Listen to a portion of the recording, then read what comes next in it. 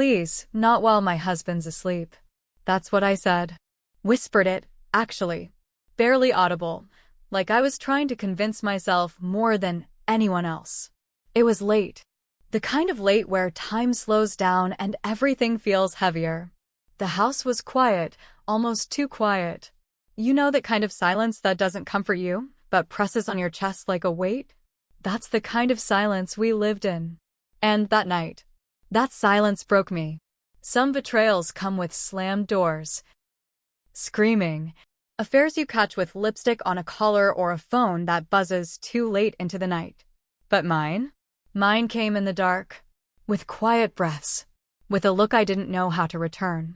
With a moment I can't unlive, no matter how many times I try to go back and undo it in my head. 2 years ago, I crossed a line I never thought I'd come near. Not with a stranger. Not with a coworker. Not even with a friend. But with someone who should have been off limits. Completely. Forever. And I still think about that night. Not because it was passionate or thrilling, but because it felt like I lost a part of myself I didn't even know was still alive. Let me take you back. Because maybe if I explain it, maybe if I lay it all out raw, ugly, honest, you'll understand. Or maybe you'll judge me. And honestly, I wouldn't blame you. But either way, I can't carry this story alone anymore. I need someone to hear it. Someone who knows what it's like to be invisible in your own life. To lie in bed next to someone who doesn't see you. To want something so deeply it hurts, but to know you shouldn't want it at all. And if you've ever felt like that, if you've ever been torn between what's right and what's real, then stay with me. Because this story isn't about lust. It's about loneliness. It's about silence. And the one moment I let that silence speak louder than my conscience. If you've ever faced a choice that tore you in two. If you've ever lived a truth you couldn't say out loud. Subscribe to Crossing Lines, where we uncover the hidden places people don't talk about. Where we expose the truth behind the lies we live with. You won't want to miss what's coming next. Because this story, only gets darker from here. It didn't start with a look. Or a touch. It started with absence. The kind that grows slow, like rust. Unseen at first. Quiet.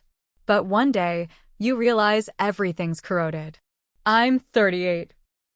Used to be the kind of woman who wore red lipstick on a random Tuesday just because I liked how it made me feel. Now, I can't remember the last time I looked in the mirror and saw someone whole. Just a woman who folds laundry in silence. A woman who eats dinner by herself, even when the table's full. A woman who stopped feeling like a wife a long time ago and started feeling more like furniture. Daniel and we weren't always like this. He was my high school sweetheart. The kind of boy who brought flowers to my job when I was waitressing double shifts and still made me feel like I mattered. But now he barely makes eye contact. Sleeps on the couch more than in our bed. Comes home late, says he's tired, microwaves dinner, and falls asleep halfway through a basketball game. He's not cruel. He's not mean. He's just not there. Not in the room. Not in our marriage. Not in my life. The worst part? I stopped asking why a long time ago. You learn to live in the quiet. To stop needing what you know you won't get. Our house used to feel warm like a home. Now it's a place where lights are dimmed not for ambience, but because no one cares enough to replace the bulbs. Where conversations are functional, not emotional. Where the hum of the refrigerator fills the space where laughter used to live. There's a sort of deadness in the air. Like the walls are holding their breath, waiting for something to finally happen. And then there's Matthew, our son. He's 19 now. Came home from college for summer break.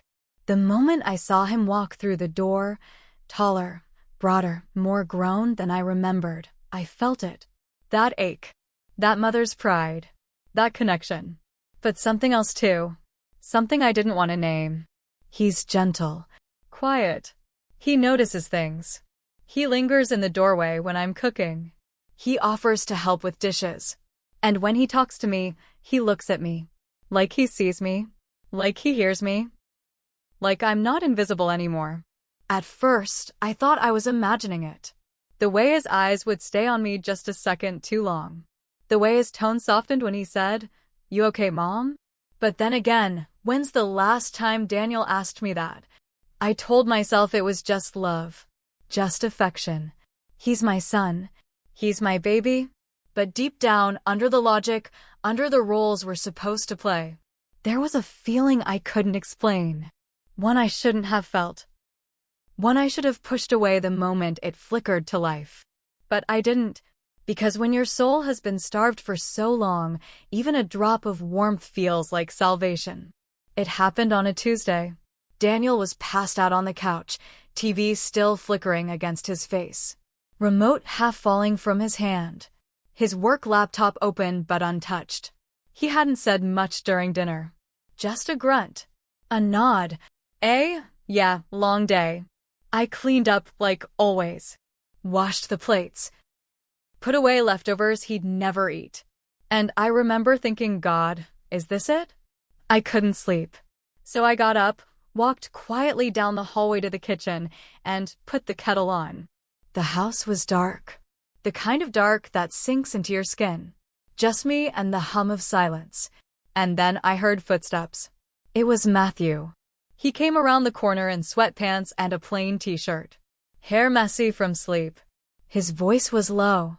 Couldn't sleep either? I nodded. Just needed some tea. He smiled. You always do that. When you can't sleep. I was surprised he remembered. He leaned against the counter, arms crossed, watching me in that quiet way he always did. Not creepy. Not inappropriate. But intense. Present. Did you cut your hair? He asked after a beat. I blinked. No one had noticed. Not Daniel. Not anyone. Yeah, I said. Last week. He tilted his head. It looks really good. And in that moment, I forgot how to breathe.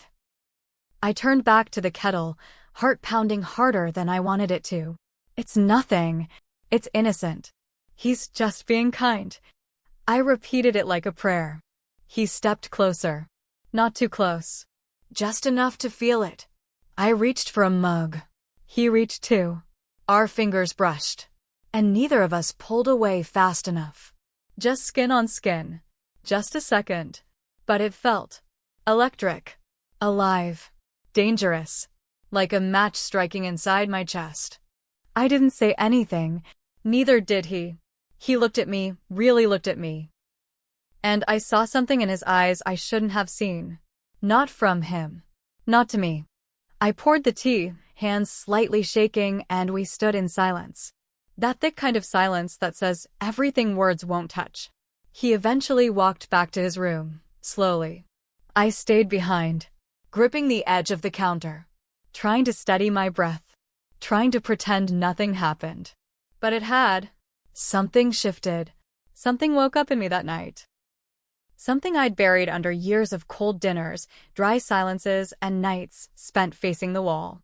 And I wasn't sure I could put it back to sleep. After that night, I told myself it was nothing. Just a moment. A slip. A coincidence. But deep down I knew better. The guilt came first. It crept in quietly, like fog under the door.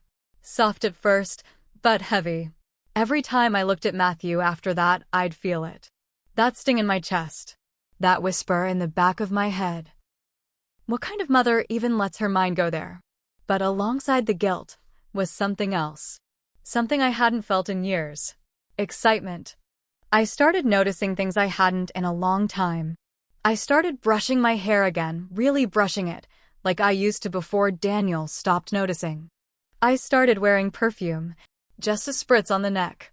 Not because I wanted Daniel to notice, but because I wondered if Matthew would. And the way he looked at me in the mornings, sleep still in his eyes, coffee in hand. The way his eyes lingered, it didn't feel like a son admiring his mother. It felt different, dangerous, alive. Was it so wrong to feel seen? To feel visible again? I told myself it was harmless. That I was lonely. That I was touch-starved.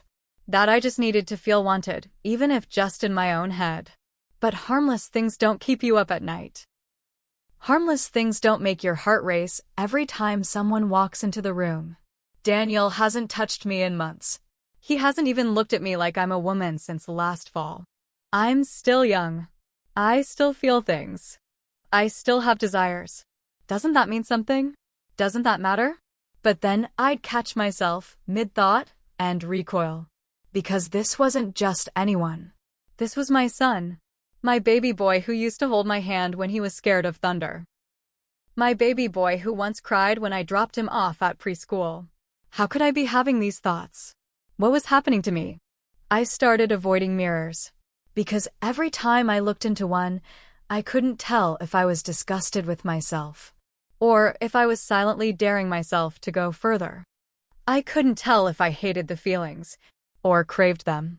And yet, every time Matthew smiled at me, every time he offered to help carry groceries or reached for a plate near mine and our fingers touched, just barely, the butterflies returned. Was I imagining it? Or was he looking at me the same way? I was starting to look at him? That question followed me everywhere. Through every dinner. Every shared glance. Every night I laid in bed alone, eyes wide open in the dark, replaying every detail of our interactions like a movie I couldn't stop watching. Things didn't explode all at once. They stretched. Dripped. Built slowly like a leak in the ceiling you pretend not to notice. Until one day, it collapses. It started with late-night movies in the living room. Daniel was either at work or passed out early. Matthew and I started watching old movies together. It was innocent at first. Me curled up on one side of the couch. Him on the other. A bowl of popcorn between us. But soon, we started sitting closer. Close enough that our knees would touch. Sometimes our shoulders. And neither of us would move. We'd laugh too long at stupid scenes. I'd glance at him out of the corner of my eye, and he'd already be watching me. There was an unspoken rhythm building. A magnetic pull I didn't want to name. And I knew I should have stopped it, but I didn't. One night, I came downstairs for water. It was past midnight. I didn't hear him come in. He found me in the kitchen, head bowed, both hands on the counter, crying silently. He didn't ask what was wrong. He didn't say anything. He just walked up and wiped the tear from my cheek with the back of his hand. His touch was soft, familiar, careful, and I didn't move. I didn't pull away. His eyes searched mine. That silence, that thick, knowing silence, hung in the air between us like a fragile thread. And, for a moment, I leaned in. So did he. Our lips hovered, just inches apart. And I stopped. My breath caught in my throat. I couldn't move. We were frozen in a moment that never should have existed. He stepped back first. Apologized. Said, "Good night, Mom." But his voice cracked when he said it, and I just stood there, trembling. That night, I dreamed he kissed me. A real kiss. Deep. Slow. Forbidden. And when I woke up, I wished it had been real. I laid there, staring at the ceiling, heart pounding so loud I could hear it in my ears. My skin still felt warm from a dream that should have made me feel ashamed. But it didn't. It made me feel alive. That week felt like walking on the edge of a blade. I couldn't concentrate. I couldn't sleep. Every sound, every glance, every accidental touch between us felt louder, bigger, than it should have. And I hated myself for wanting more. But I did. God help me, I did. It was a Friday. The kind of night that feels like something's coming. A storm had been brewing all day. You could smell it in the air. Daniel had come home late. Barely said 2 words. He poured himself a drink, mumbled something about work, and fell asleep on the couch again. That used to hurt me. Now it felt like permission. I went upstairs. Put on the kettle like I always did. The windows rattled with thunder. The wind whistled through the cracks in the frame. And then, click, everything went dark. Power outage. I stood there frozen, one hand still on the handle of the kettle, heart pounding louder than the storm. A creak on the stairs. Then footsteps. Slow. Careful. Familiar. Mom? It was Matthew. His voice was low. Gentle. Almost apologetic. Are you okay? I nodded, even though he couldn't see me in the dark. My voice caught. I wasn't even sure what I was doing. He stepped closer. The only light in the house came from the occasional flicker of lightning outside. And in that brief flash, I saw his face. Worried. Tender. Something more. He reached out, resting a hand on my arm. And I swear, even through the fabric of my sleeve, I felt it. That pull. That electricity. That impossibly wrong, yet undeniable connection. I shivered. Are you cold? He asked. I shook my head. But the truth is, I wasn't cold. I was on fire. We stood there in the silence, surrounded by darkness. The only sounds were the ticking of the wind outside and the thumping of my own heartbeat. My lips parted. His hand was still on my arm. He wasn't moving it. I wasn't asking him to. And then, I said it. Not loud, not clear, but desperate. Whispered. Please, not while my husband's asleep. He froze. So did I. The room felt like it stopped breathing. I don't know why I said it. Maybe I thought saying it out loud would stop it from happening. Maybe I hoped it would. But it didn't. I don't remember who moved first. Maybe it was both of us. Maybe it was no one. Maybe gravity just took over. All I know is that the space between us disappeared. And then, he kissed me. Soft. Searching. Not hungry, but tender. Like he'd been waiting. Not for permission, but for understanding. I should have pulled away. Every cell in my body knew it. But I didn't. My hands found his shirt. His found my back. I felt like I was floating, like nothing was real, and everything was more real than ever. The kind of real that changes everything. A crack of thunder echoed, so loud it shook the cabinets. But inside the kitchen, it was quiet. Breathless. We broke apart for half a second, eyes locked. His fingers brushed my cheek, my lips. And I whispered it again. Softer this time. Not while he's asleep, but the door was already closing behind us. I crossed it. The line. And nothing would ever be the same again. The next morning, the world didn't end. The sun still rose. The birds still chirped. My husband was still asleep on the couch, snoring lightly under that same gray blanket he never bothered to fold. But something was broken. Not loud. Not shattered on the floor like a glass in a fight. No, it was quieter than that. A fracture. Hairline. Invisible to the naked eye, but deep. I walked into the kitchen like always. Made tea like always. Poured 2 mugs out of habit, his and mine. But when I turned, Matthew was already gone. His door was open. His bag was missing. And my heart, it skipped. I waited. Sat at the table in that too quiet kitchen, hands wrapped around warm ceramic. But nothing in me felt warm. Daniel stirred around noon. He didn't ask where Matthew was. Didn't ask why I looked pale. Didn't ask anything. He just mumbled, "Did you pay the water bill?" Then walked off scratching his beard. Like nothing had changed. But everything had. I tried texting Matthew. Nothing. Called. Straight to voicemail. By evening, I was pacing. Was he ashamed? Angry?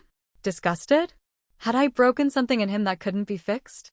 The second night was worse.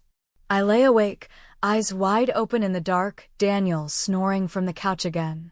And all I could hear was the ticking of the clock and the silence from Matthew. I thought I'd feel something. Freedom, maybe. Or regret. Or satisfaction. But all I felt was cold. Not because I missed the thrill, but because I had touched something I could never untouch. And I didn't know who I was anymore. Day 3, he came back. Didn't say a word. Dropped his bag in the hallway. Went straight to his room. Door closed. Locked. And from that moment on, he wouldn't meet my eyes. Not in the hallway. Not at dinner. Not even when I left his favorite dessert on the counter with a note that simply said, "I'm sorry." He didn't eat it. Didn't throw it away either. It just sat there until it spoiled. Like us. He left the house one day and didn't come back. Not for a long time. I spent weeks walking through my house like a ghost. Not the guilty kind. Not the ashamed kind.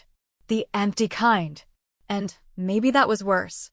I kept asking myself, what was that night? A mistake? A cry for help? A betrayal? Or all three? When you're starving for affection, even crumbs feel like a feast. That's the thing no one talks about. You don't fall into sin like a villain in a movie. You drift into it. Slowly, quietly, while folding laundry, while watching someone notice you for the first time in years, while wondering if you're still alive. I wasn't seduced. I was starved. And when someone offered me attention, warmth, presence, I mistook it for love. Was I the monster? Or just a woman who'd been invisible for so long, she forgot how it felt to be human? Sometimes I caught myself staring at my reflection, wondering if I was looking at a villain or a victim. Could it be both? Was that even allowed? Daniel still didn't know. He never asked. Maybe he didn't want to. Maybe some men would rather live with the illusion of loyalty than confront the emptiness they've created. And Matthew. He became quiet. Withdrawn. Different. Still polite. Still respectful. But his laughter, the real kind, it never came back. Not around me. Maybe not around anyone. Did I ruin him? Did I break something in him that he'll carry into every relationship from now on? Or did I free him from seeing me as something perfect? I go to sleep every night with that question. And most mornings, I wake up without the answer. Tell me, would you have done the same? If you were starving for love? If the person who was supposed to care about you forgot how to see you? Or am I just the monster everyone warns you about? This isn't just my story. It's a story too many people keep buried. Hidden behind perfect family photos. Behind polite smiles at dinner tables. Behind closed doors where love used to live. If you've ever loved the wrong person. If you've ever stayed silent when your soul was screaming for connection. If you've ever lost yourself trying to be enough for someone who couldn't even see you, talk to me in the comments. Don't hold it in anymore. Say the thing you've never said out loud, because I will listen. We will listen. And if this story reached something inside you, if it made you feel seen, shaken, or understood, subscribe to Crossing Lines. If you believe the truth deserves to be told, even the ugly, uncomfortable kind, these stories may haunt you, but they'll also remind you of something too many of us forget. You're not alone. Not now. Not here. Matthew moved out quietly a few months later. No fights. No long goodbyes. Just a box of clothes. A short hug. And a silence that said more than either of us ever could. Daniel never found out. And maybe he never will. But he felt it. He felt the shift. He started going out more. Coming home later. Avoiding eye contact the way people do when they know the truth, just not the details. Now, we live like roommates. We share a mortgage, a mailbox, a grocery list. But not a bed. Not our hearts. Not anymore. Sometimes I wonder if I traded one kind of emptiness for another. The kind where you ache for touch, versus the kind where you've had it, and now you live with the echo of what it cost. Desire can feel like light in the dark, like warmth in a frozen room, like salvation when you've been starving. But it's not always a rescue. Sometimes it's a wildfire. Beautiful, addictive, but blinding. And when the smoke clears, you're left standing in the ruins, wondering what, exactly, you were trying to save. I thought I was finding something new, but I was only digging into the same emptiness, just deeper. If you've ever crossed a line, you know it doesn't end at the moment. That's where it begins.